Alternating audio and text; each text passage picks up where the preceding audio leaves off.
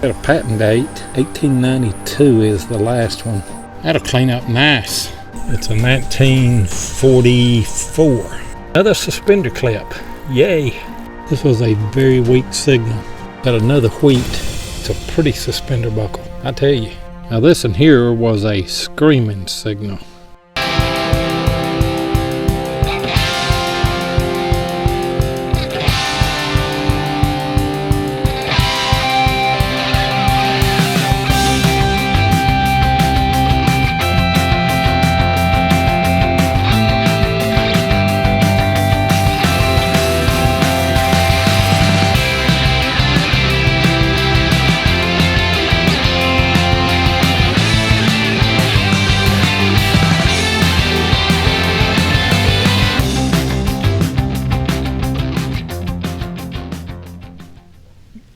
Back up on the original Colonial site that I started working, finding flat buttons. This is the first Colonial place that I ever worked.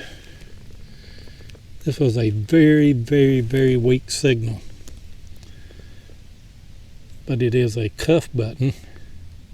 Still has a shank on it. I know there's more buttons left in here.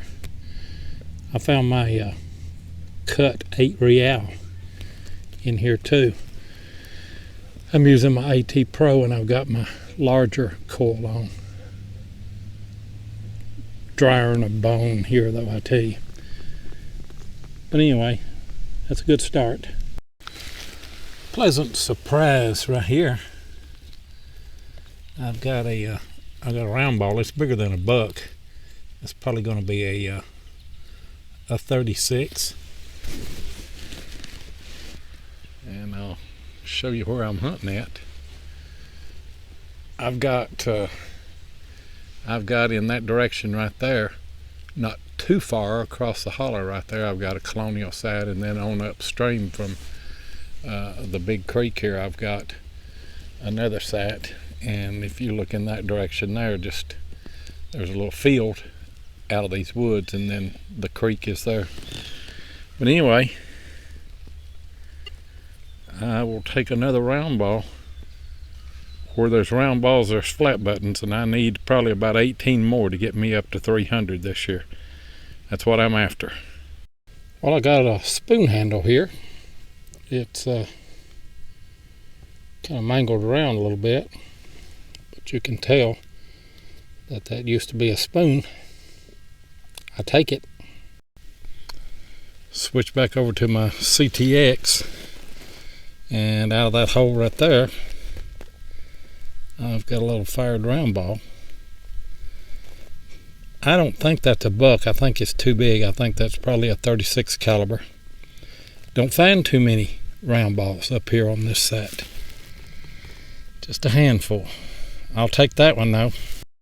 This is why I go back over everything with a CTX. This is a real good clear signal. It is a suspender buckle, and it has written on it SUSP Company, suspender company, I guess it's what that is. It's broke up here at the top. I didn't do that. It's not fresh. I'll check around here and see if any of the other pieces are laying here. But another suspender clip. Yay. That's just iron, I know, but I like that. It is a leg off of a stove. That'll clean up nice. Well, I got another fired round ball. That in there's a little bit bigger. I about halfway believe that may be a 40. May not be that big, maybe a 36, but anyway, another round ball from this site. That hole's fairly deep right there. And this is the first one of these that I've ever found like this. It's silver plated, but it's still got the loop on the bottom of it there. Never found one like that. That's a great find right there. That's a pretty suspender buckle, I tell you. One more. I want to do a shout out this morning to my buddy Bell 2. You see his channel there on your screen. Man, I tell you what, this guy finds a lot of large scents. Really makes me jealous. But anyway, check out Bell 2. I think you will like his channel. Like, subscribe, and share. Be sure and tell him that 7 sent you. I got up early this morning and looked at some of my old maps, and I thought that there was a house in this holler. I've hunted close to here, but never right here. And I got a good signal right here this morning. I had a piece of a pottery shard that came out whenever I dug this hole. Believe that that's part of an oil lamp. So I'm in a pretty good spot, it looks like. Stop and hunt right around this section right here.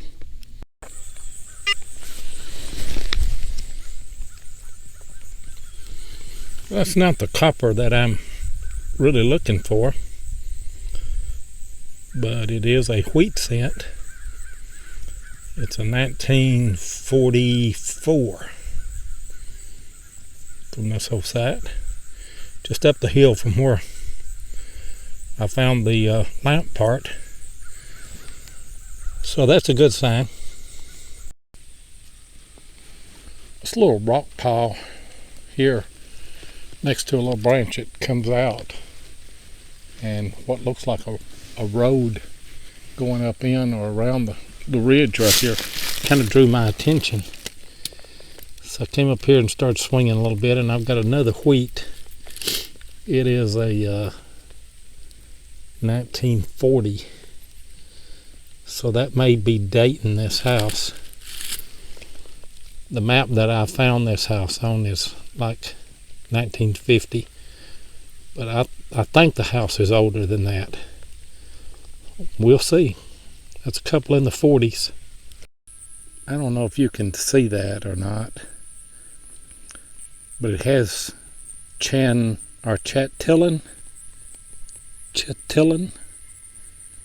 something, but it's got a patent date of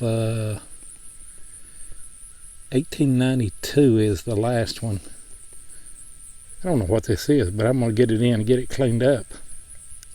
It's an interesting find. This is the part of metal detecting that I really enjoy, the research when you find a piece. Found this piece and I looked at it in the field the best that I could.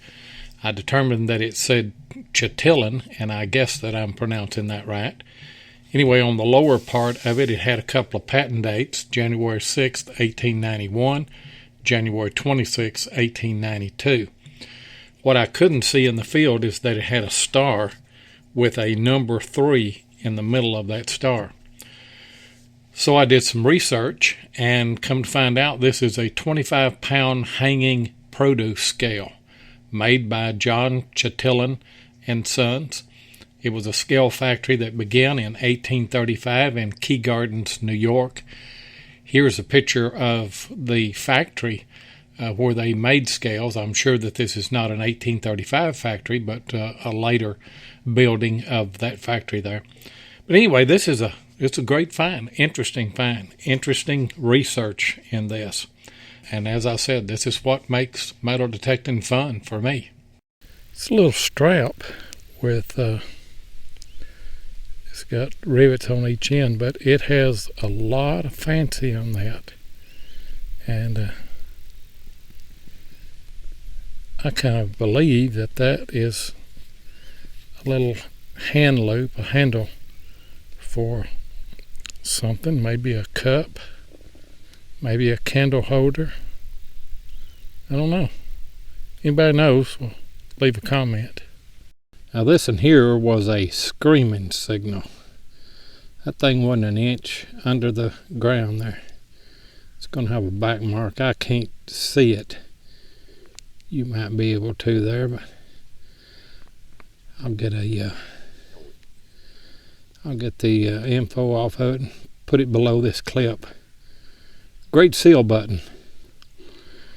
I don't know if that's World War I or World War II, but the back mark may reveal that. But anyway, either way, it's a good find.